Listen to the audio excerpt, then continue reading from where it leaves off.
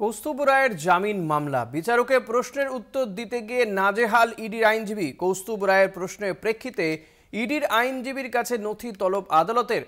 18 মের মধ্যে আদালতের কাছে উপযুক্ত নথি প্রমাণ সহ পেশ করতে হবে ইডিকে। সওয়ালে প্রশ্নবান কৌস্তুভ রায়ের, উত্তর দিতে নাজেহাল ইডি, তদন্তকারী অফিসারকে তলব। মঙ্গলবার নগর দায়রা আদালতে সিবিআই স্পেশাল কোর্টে কৌস্তুভ রায়ের জামিন মামলার শুনানি হয়। এদিন আদালতের অনুমতিক্রমে কৌস্তুভ রায় নিজেই তার জামিন মামলার সওয়াল করেন। এদিন শুনানি পর্বে ইডির দাবি অনুযায়ী আমি মনোরঞ্জনের কাছ থেকে 4,29,25,444 টাকা নিয়েছি। ইডি দাবি করেছে ব্যাংকের মাধ্যমে অথবা নগদে ওই টাকা আমি নিয়েছি। আমি আদালতের কাছে জানাচ্ছি আমি ব্যাংকের মাধ্যমে 1,92,00,000 টাকা এবং নগদে 72 লক্ষ টাকা পেয়েছি। আদালতের কাছে আমার অনুরোধ, ইডি যে 4,29,25,444 টাকা নেওয়ার অভিযোগ এনেছে তার উপযুক্ত নথি ও প্রমাণ আদালতে পেশ করুক। কিসের ভিত্তিতে ইডি এই আর্থিক লেনদেনের দাবি করছে তা আদালতের জানা প্রয়োজন। 2023 সালের 7 জুলাই মনোরঞ্জন রায় জিজ্ঞাসাবাদের মধ্যে অ্যাক্সিস ব্যাংকের স্টেটমেন্টের বিষয়টি উঠে আসে। আমার দাবি ওই স্টেটমেন্ট আদালতে পেশ করুক তদন্তকারী সংস্থা। আমাকে যে মামলার নথি দেওয়া হয়েছে তাতে ওই ব্যাংক স্টেটমেন্ট নেই। আমি আদালতের কাছে দাবি জানাচ্ছি যে পরিমাণ অর্থ ওই ব্যাংক স্টেটমেন্টের ভিত্তিতে আমার ব্যাংক অ্যাকাউন্টে এসেছে বলে তদন্তকারী সংস্থা দাবি যে করছে সেই পরিমাণ অর্থ কখনো আমার ব্যাংক অ্যাকাউন্টে আসেনি। বিচারক ইডির আইনজীবীর উদ্দেশ্যে, এই স্টেটমেন্টের বিষয়টি আবেদনকারী যে প্রশ্ন তুলেছেন এটা তো ভয়ঙ্কর অভিযোগ। আবেদনকারী হয়তো না বুঝেই বলছেন, কিন্তু এটা তো তদন্তকারী সংস্থার বিরুদ্ধে ভয়ঙ্কর অভিযোগ। এই বিষয়ে তদন্তকারী অফিসারকে আদালতকে সন্তুষ্ট করতে হবে। গত বছর 17 জুলাই তদন্তকারী সংস্থা দাবি করে 1,91,00,000। ওই বছর 18 জুলাই তদন্তকারী সংস্থার দাবি 1,92,00,000। কিন্তু চার্জশিটে দেখা যাচ্ছে তদন্তকারী সংস্থা দাবি করেছে 1,40,00,000 টাকা আমি নিয়েছি। কিন্তু মনোরঞ্জন রায়ের যে হিসেব বা লেজার পেশ করা হয়েছে তাতে দেখা যাচ্ছে অর্থের পরিমাণ 1,56,00,000। 3 বার 3 রকম হিসেব। এখান থেকেই প্রশ্ন উঠছে যে তদন্তকারী সংস্থার হাতে কটি লেজার আছে। যদি তাদের কাছে 3টি লেজার থাকে, আমার কাছে পেশ করা হয়েছে একটি মাত্র লেজার, তাহলে বাকি 2টি লেজারও আদালতে পেশ করুক তদন্তকারী সংস্থা।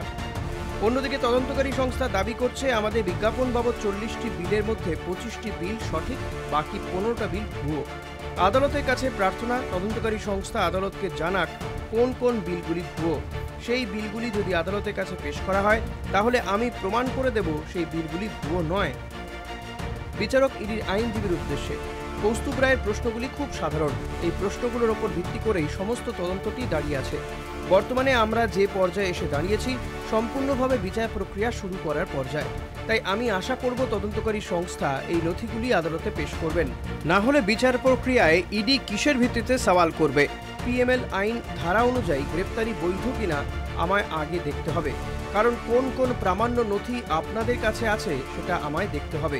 তার উপরে ভিত্তি করেই তো তদন্তের ভিত এবং গ্রেফতারি। সেই বিষয়টা সন্তুষ্ট হলেই পিএমএল আইনের 45 ধারার প্রশ্ন আসবে। এই মামলা থেকে আমার মনে আরও একটি প্রশ্ন উঠছে। মনোরঞ্জন রায় কিন্তু কোনো সাক্ষী নন, তিনি একজন সাজাপ্রাপ্ত আসামি। পিনকন মামলায় তিনি মূল অভিযুক্ত। সুতরাং তার স্টেটমেন্টের উপর ভিত্তি করে কাউকে গ্রেপ্তার করতে গেলে উপযুক্ত নথি এবং প্রমাণ অবশ্যই তদন্তকারী সংস্থার কাছে থাকতে হবে। এছাড়াও 2021 সালে তদন্তকারী সংস্থা তদন্ত শুরু করেছে। প্রায় 3 বছর পর কৌস্তুভ রায়ের নাম এলো। তার আগে মনোরঞ্জন রায় যে মামলায় সাজা পেয়েছেন সেই মামলায় কৌস্তুভ রায়ের নাম আসেনি।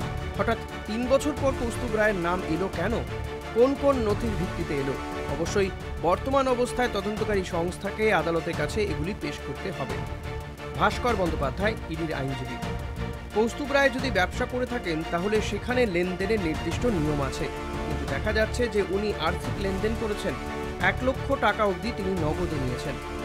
বিচারক ইডির আইনজীবীর উদ্দেশ্যে, এটা কোনো যুক্তি হতে পারে না। তার কারণ ব্যবসার ক্ষেত্রে নির্দিষ্ট পরিমাণ অর্থ নগদে লেনদেনের ছাড় রয়েছে। আপনাদের আদালতের কাছে প্রমাণ করতে হবে নথি সহযোগে 1,91,00,000 থেকে কি করে আপনারা 1,40,00,000 টাকায় নেমে এলেন।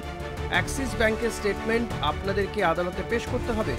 3 বছর পর হঠাৎ কিসের ভিত্তিতে কৌস্তুভ রায়কে গ্রেপ্তার করলেন তার উপযুক্ত প্রমাণ দরকার। 2017 সাল থেকে তদন্ত চলছে। মূল মামলায় কৌস্তুভ রায়ের নাম নেই। 15টা বিল কিসের ভিত্তিতে আপনারা জাল বলছেন তার উপযুক্ত প্রমাণ প্রয়োজন। এছাড়াও কোন কোন বিল ভুয়ো সেগুলো আদালতের কাছে পেশ করতে হবে। পরবর্তী শুনানির দিন তদন্তকারী অফিসারকে আদালতে থাকতে হবে। বিচার ব্যবস্থার প্রতি আস্থা আছে, সত্যের জয় হবে। মামলার পরবর্তী শুনানি 18ই মে। কলকাতা টিভি।